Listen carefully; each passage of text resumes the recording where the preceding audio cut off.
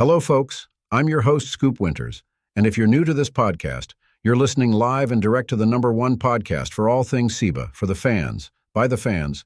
This is the Scoop Winters Sibacast. On this episode, I am joined by two special guests, being none other than the respected SIBA insider Bruno Wiseman and the New York Post-Up's lead writer, Natalie Marivakovich.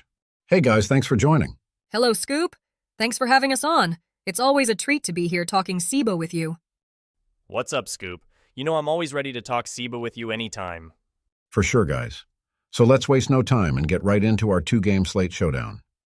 This segment is brought to you by WaterAid. Stay hydrated.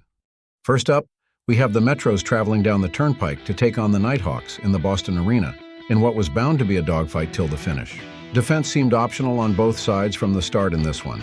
The Metros weathered an early onslaught from the Nighthawks, and despite valiant efforts and a late surge from both Tony Blackwell with 31 points and Brian Little with 39, this was the Alan Butler night, as he dropped 51 points, 7 rebounds, and 6 assists to power the Metros over the scrappy Nighthawks. Moving on, we had a tough Northwest Mountain Division clash between the Denver Dinos and Seattle Sasquatch. Denver got out to a monstrous 42-point start and kept the pressure on with 29 in the second quarter to go into the half with 71 points and the largest lead of 23. No quit in Seattle, though, as they came out swinging in the second half behind an inspiring 33-point performance of the budding superstar Corey Newby and secured the unlikely comeback underdog win to advance to the next round. I'll start with you, Bruno. What were some of your key takeaways on these two play-in matchups? Well, Scoop, for the Metros, the continued dominance of one Alan Butler was key, as behind him there wasn't much scoring assistance with Fast, only contributing 17. So he needed to be every part the 1A option he is, and as usual, he delivered.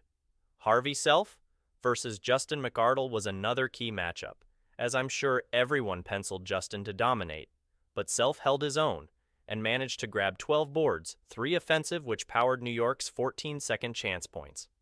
The paint domination from New York was the final key here. They scored 48 points to Boston's 24, as Butler absolutely sliced that interior defense at will. Great stuff from New York as they move on to the next round. Thanks, Bruno. Now on to you, Natalie. What stuck out for you in our second matchup? To me, this loss for Denver starts with 3 key weaknesses they've struggled with seemingly all year long. Offense, rebounding, and free throw shooting. The Dinos scored in a bunch but struggled to put Seattle away in crunch time when the shots couldn't fall.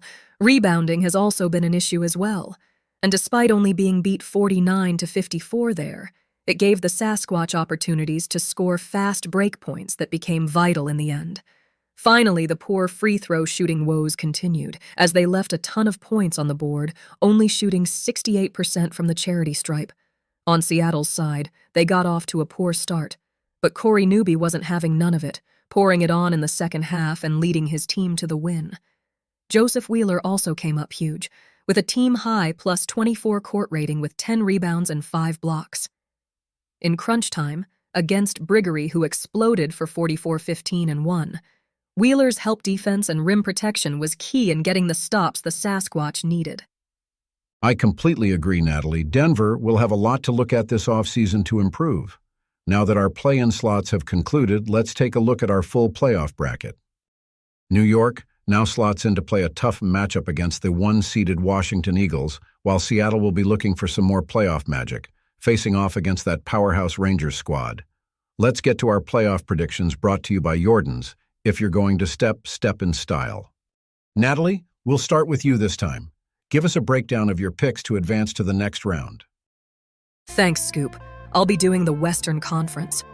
To start, I have Seattle running out of juice in the playoffs and being swept in 4 games by Rick Lawson and that stout Rangers starting 5. Next, I'm taking the Calgary in 6. I think this will be an ugly defensive slug match all series. But when the dust settles, Abis Akbareya and that superior charge offense will prevail. For the third slot, I have the Mamba edging out the Scorpions in what is bound to be the most competitive series out west. Finally, for my last slot, I have the Coyotes gentlemen sweeping the Captains in 5 games. Kansas is simply the all-around better team right now, but I can see the Captains stealing one at home potentially. Those were some bold picks, Nat. Now on to you, Bruno. Who do you got? Well, to start on the East, I have the Metros being put down in 5 games, as the Eagles are well balanced and have the tools to contain Allen Butler and render that offense immobile. Next, I'm picking the Silverbacks in 7 over the young and upcoming attack squad. After a breakout sophomore season, Mace Dean is bound for a strong series, but I don't think Atlanta has the experience to match. In my 3rd spot, I'm taking the Hoops in 6 over the Argonauts. You can never count out that scrappy Montreal team led by vet Willie Favors, but I think the Hoops' balanced scoring attack will prevail. Finally, I'm taking the Express in a sweep over the Legion, as that formidable Indiana team are strong contenders here to repeat. Interesting slate out east there, Bruno. We will definitely see where these teams end up soon. I want to thank you guys again for joining me here on the podcast today. It was great talking to you as always.